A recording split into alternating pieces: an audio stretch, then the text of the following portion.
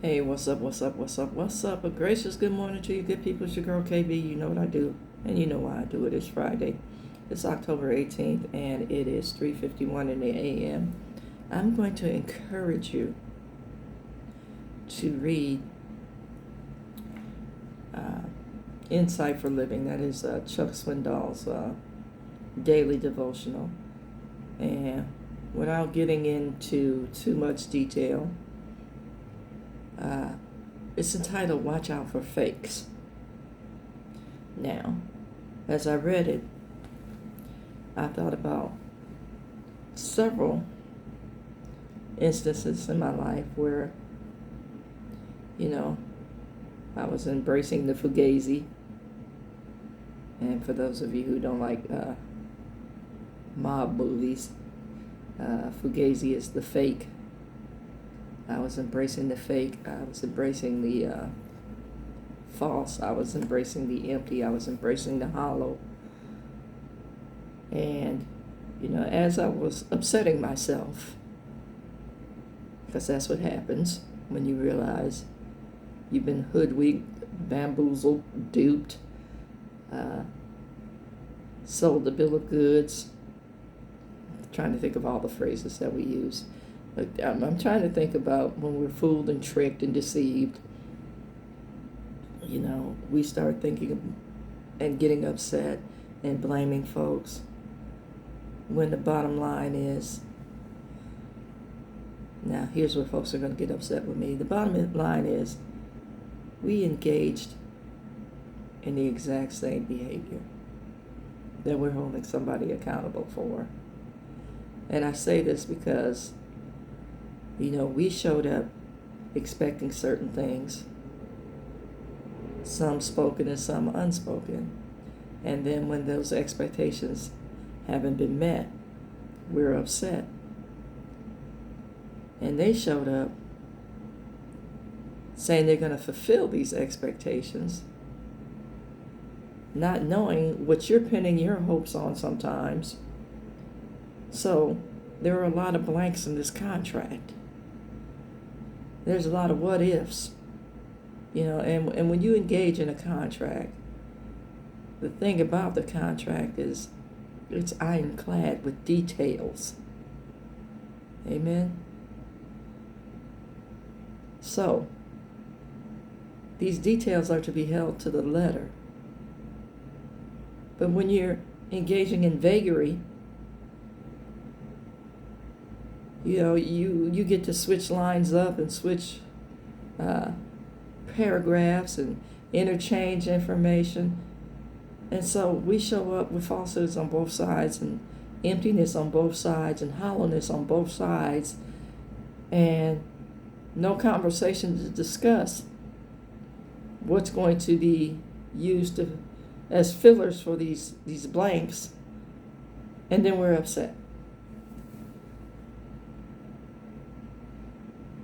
Amen. And in all that, negotiating, maneuvering, we forget about God. Let God be true, and every man be him true self, or her true self. Yeah, that didn't sound grammatically correct, but you know what I mean. Let God be true and every man be a liar. And that bottom line is what's happening and what I'm talking about. We show up, I often say that dating is a great big lie, because what we want is that physical connection. What we want is that emotional connection. And a lot of us don't want to go beyond that. A lot of us don't want to have conversation on what's the end game of this. We dress up, we smell nice, we look pretty. For what purpose? Where are we going with this? Now, I'm not saying, hey, let's talk about marriage on the first date. But I am talking about some conversation on, hey, what does this look like? You know, if it's just companionship, say, hey, I want to be friends right out the gate. You know, because we have a whole lot of other stuff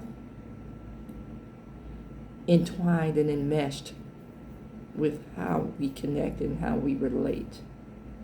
And that's on every level. Friendships, because you can have a friend that's by your side, and the next thing I know, or next thing you know, where are you?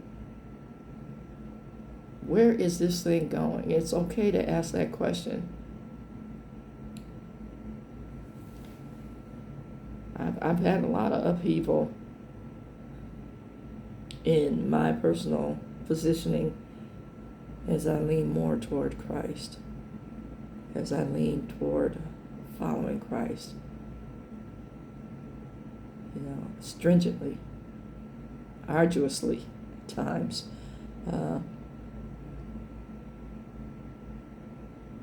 But again, let God be true and every man be a liar. And you're going to find that he's going to do some pruning. He's going to remove some things that you are aware of, that for whatever reason you can't let go of. There's some things that you're not aware of, that at some point would have taken you out. Amen. So just be open and receptive to God. Be open and receptive to change. Be open and receptive to conversation. Because all these things glorify and edify. Amen.